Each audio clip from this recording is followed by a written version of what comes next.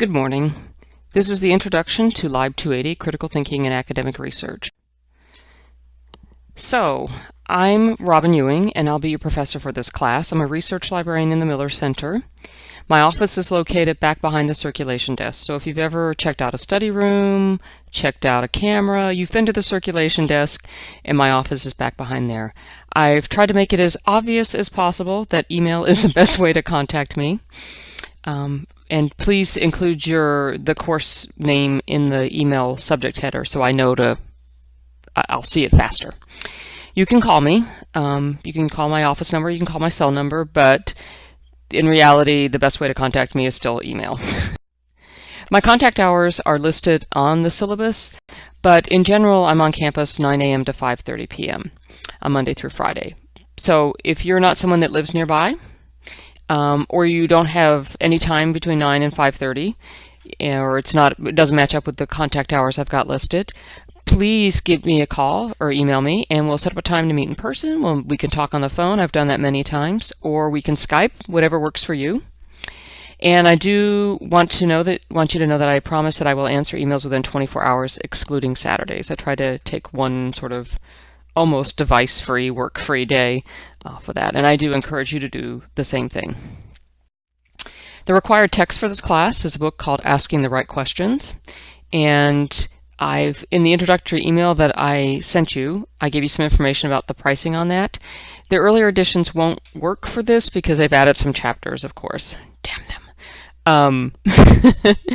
So you will need the textbook at the beginning of the second week of class. So by August 29th, you need to have that textbook because you're going to read chapters 1 and 2 next week.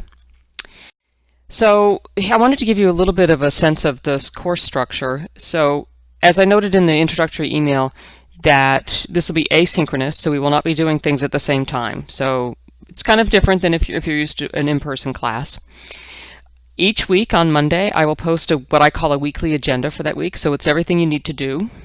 And I will, if there's an assignment, a larger assignment or something hanging out there, I always give you at least a week's notice about that it's happening. So don't worry about anything like that. On this weekly agenda, I'll also include a section down at the bottom, which I call sort of jumpstart for the next week or work ahead, where I'm kind of giving you a preview of what you're going to need to do for the next week. And if you have time, you can go ahead and get started.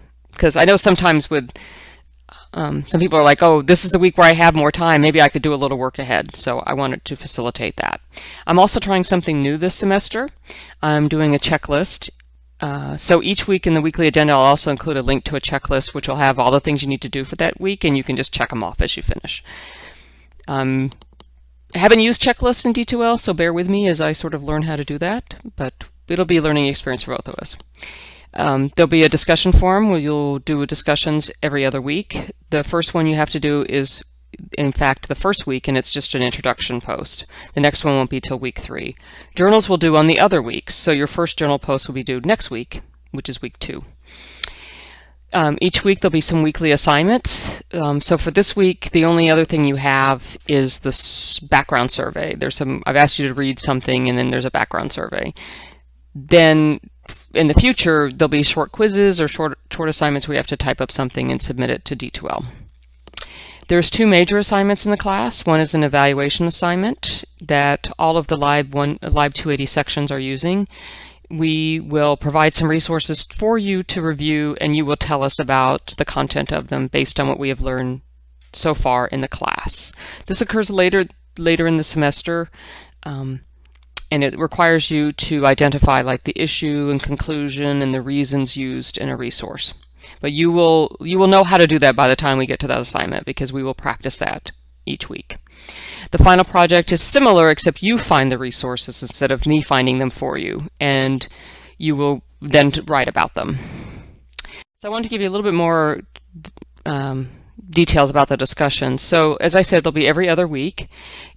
So in a week so basically this is starting on week 3. So in week 3, you will have Tuesday through Monday to do 3 posts. One is a post that responds to questions that I've given you, and you will not be able to see any other posts until you've posted, and then you are to do 2 posts that are responses to to classmates.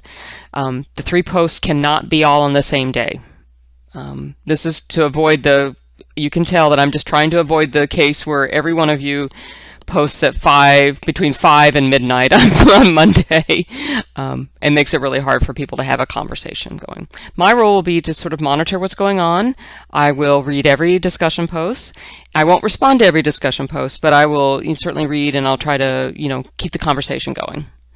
Journals you'll be doing the other weeks, and so journals are similar to discussion in that you'll be using a discussion forum on D2L to post your journal entry, but each student is the only one that can see their journal. So basically it's a conversation between the student and myself.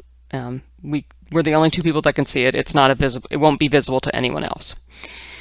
So that's it for getting started. I'm looking forward to this semester, and again, if you have any questions, let me know. Thanks.